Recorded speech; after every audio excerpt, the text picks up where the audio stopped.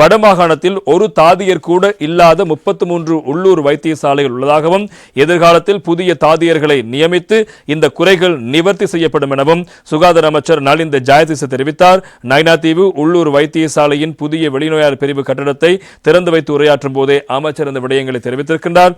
எனவே இந்த விடயங்கள் போது அவர் மேலும் பல விடயங்களை சுட்டிக்காட்டியிருக்கிறார். குறிப்பாக தான் இங்கே வந்து பார்த்தபோது தெரிந்து கொண்ட முக்கியமான விவகாரம், இங்கே வடக்கில் இருக்கின்ற குறிப்பாக தீவு பகுதியில் இருக்கின்ற 33 வைத்தியசாலைகள் தாதியர்கள் எவரும் இல்லாமல் இயங்குகின்ற ஒரு விடயத்தை பார்த்ததாக அவர் தெரிவித்திருக்கின்றார். எனவே அந்த அடிப்படையில் தான் பல விடயங்களை அவர் சுட்டிக்காட்டியிருக்கிறார். எனவே இந்த புதிய வெளிநோய் பிரிவில் மருந்தகம், தடுப்பூசி அறை, பற்சிகிச்சை பிரிவு, தாதியருக்கான அறை, இசி ஆகிய உள்ளன.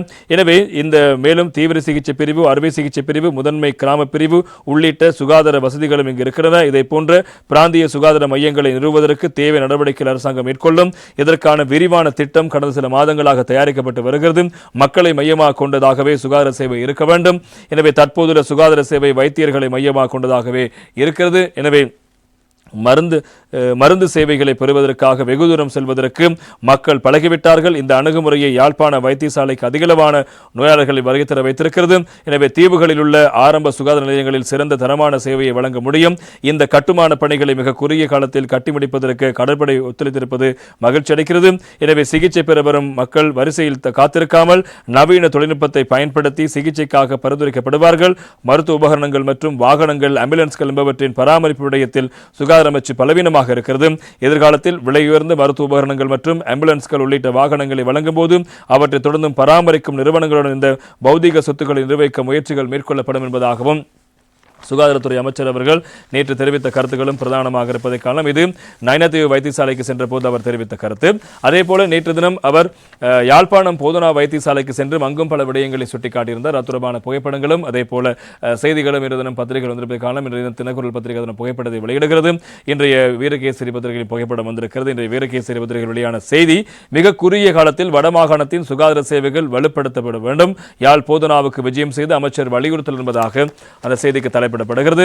மிக குறுகிய காலத்தில் வடமாகாணத்தின் சுகாதார சேவைகளை வலுப்படுத்த உரிய அதிகாரிகள் நடவடிக்கை எடுக்க வேண்டும். யாழ் போதனா வைத்தியசாலையின் சிகிச்சை சேவைகள் தொடர்பில் முழுமையான ஆய்வு ஒன்று நடத்தி எதிர்வரும் காலங்களில் அவை நெறிப்படுத்தப்பட வேண்டும் எனவும் சுகாதார அமைச்சர் வைத்தியர் நலிந்த ஜெயதிச அவர்கள் தெரிவித்திருக்கின்றார். வடமாகாணத்தில் அமைந்துள்ள பிரதான வைத்தியசாலையான யாழ் போதனா வைத்தியசாலைக்கு கடந்த சனிக்கிழமை சுகாதார மற்றும் வெகுஜன ஊடகத்துறை அமைச்சர் வைத்தியர் நலிந்த ஜெயதிச சிறப்பு கண்காணிப்பு விஜயம் ஒன்று மேற்கொண்டார். அதன் போதே இந்த விடயங்களை குறிப்பிட்டார். வடமாகாணத்தின் யாழ்ப்பாணம், கிளிநொச்சி, முல்லைத்தீவு, மன்னார் மற்றும் வவுனியா ஆகிய மாவட்டங்களில் வாழும் மக்களுக்கு முறையான திட்டத்தின் கீழ் தரமான சுகாதார சேவைகளை வழங்கும் நோக்கில் யாழ் போதனா வைத்தியசாலையின் சிகிச்சை சேவைகள் அமைச்சர் இங்கு கண்காணித்திருக்கிறார் என்பதாகவும் அந்த செய்திகள் தொடர்வதை நாங்கள் காணக்கூடியதாக இருக்கிறது.